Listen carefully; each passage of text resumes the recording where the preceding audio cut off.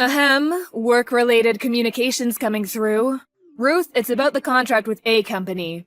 You know, the one you were responsible for managing? They pulled out and the contract got aborted. It got what? Why would they do that? Don't tell me you're surprised. It's obviously because you're incompetent. That was such an important contract to this company. I mean, really. Talk about the mother of all screw-ups. How do you plan on taking responsibility? Kimberly, I'm really sorry, but I need to make this clear. I was in charge of that project and responsible for all communications between our company and that client. There hasn't even been so much as a hint of a problem until now. Why would they pull out all of a sudden? Listen, Ruth. I've been holding back so as not to upset you. But shall I just come out with it? Not to upset me?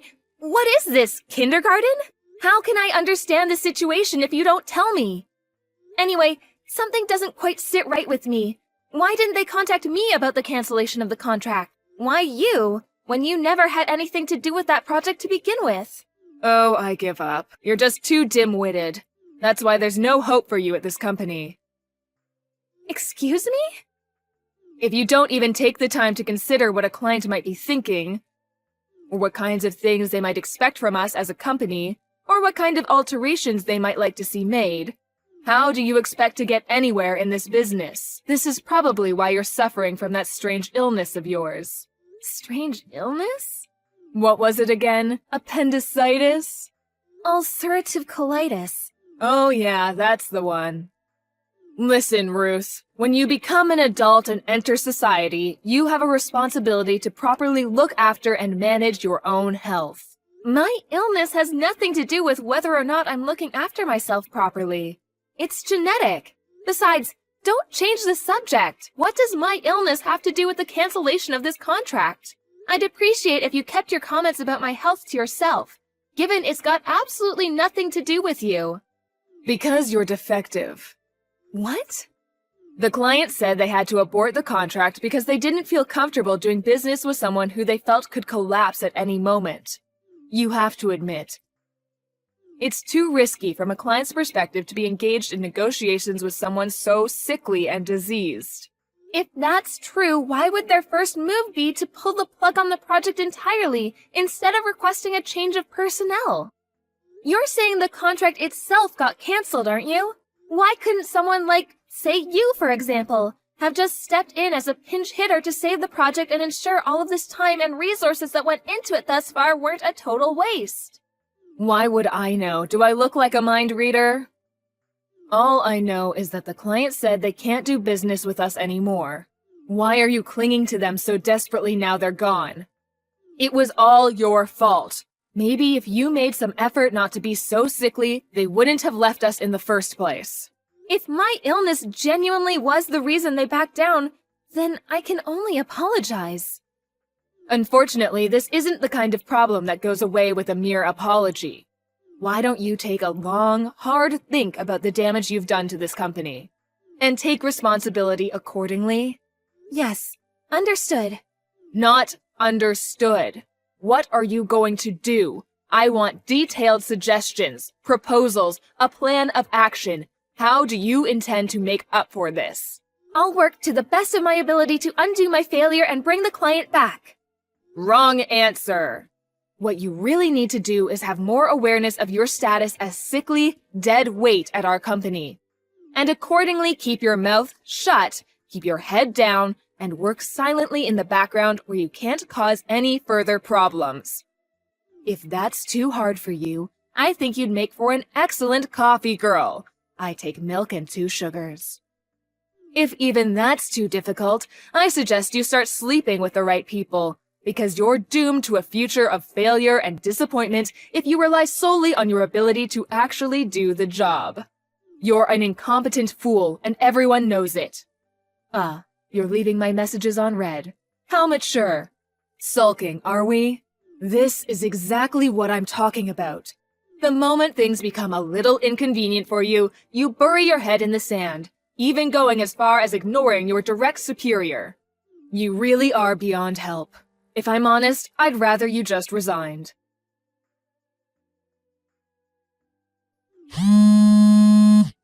Good morning, Kimberly. I'm in the middle of a job right now, so I can't talk on the phone. Can I help you with something? Wait, shouldn't you be in the office already?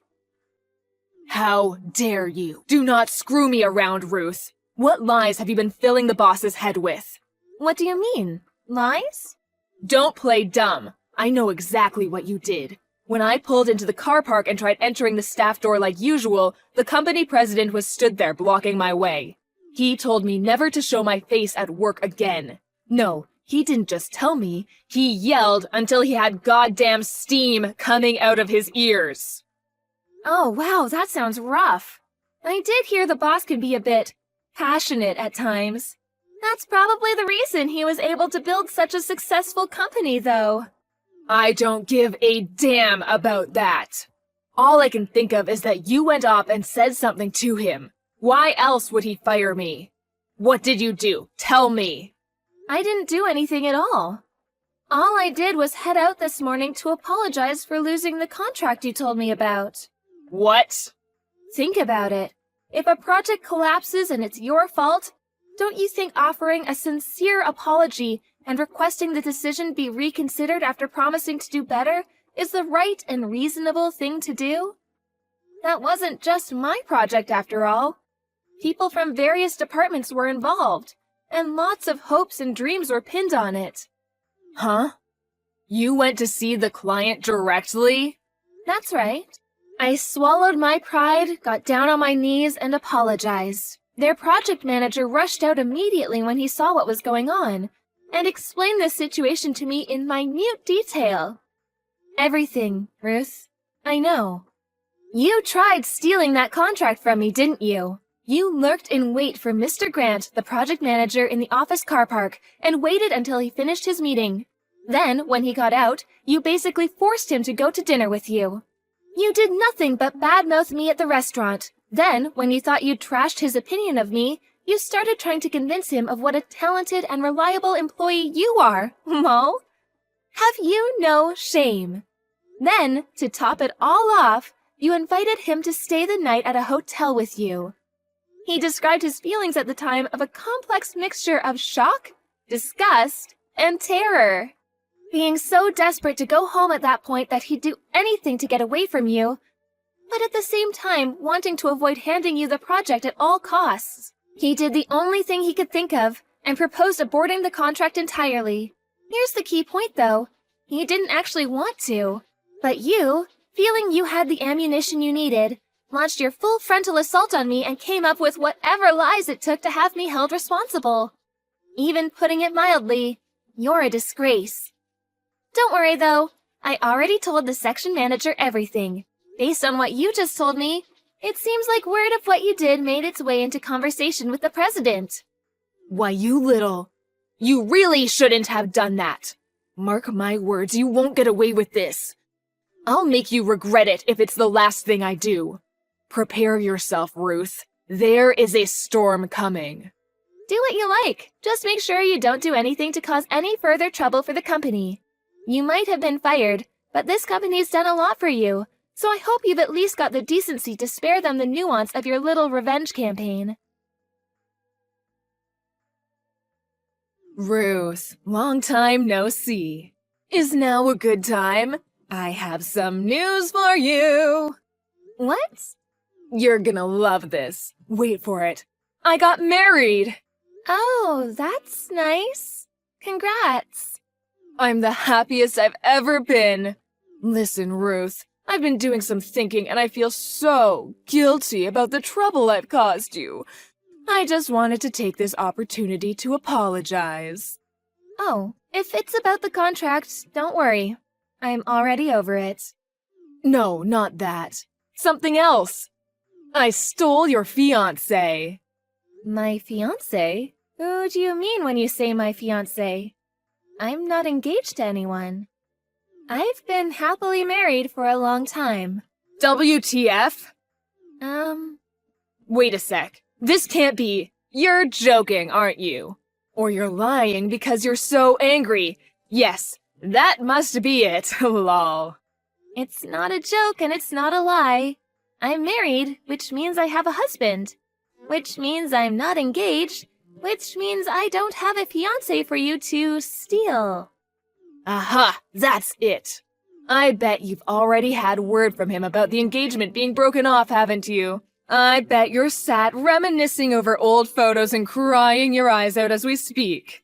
Look, I get it. I'm probably the last person you want to admit your heartbreak to. You won't be the only one crying at this rate. You're so pathetic, I think I almost feel sorry for you, lol. You must be making some kind of misunderstanding. I'm not misunderstanding anything. I know he's your fiancé. He approached me while I was crying on my own at the car park.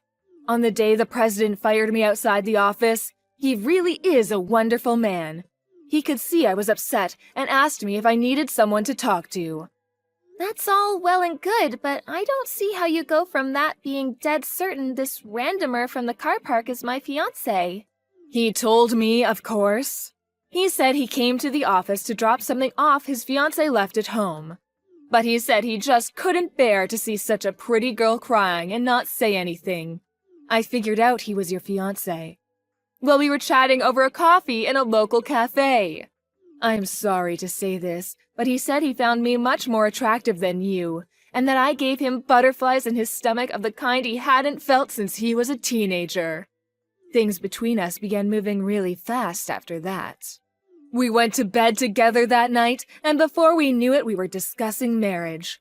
It was then I knew I'd found my soulmate. He sounds like a scammer. Huh? Yep, a marriage scammer. What?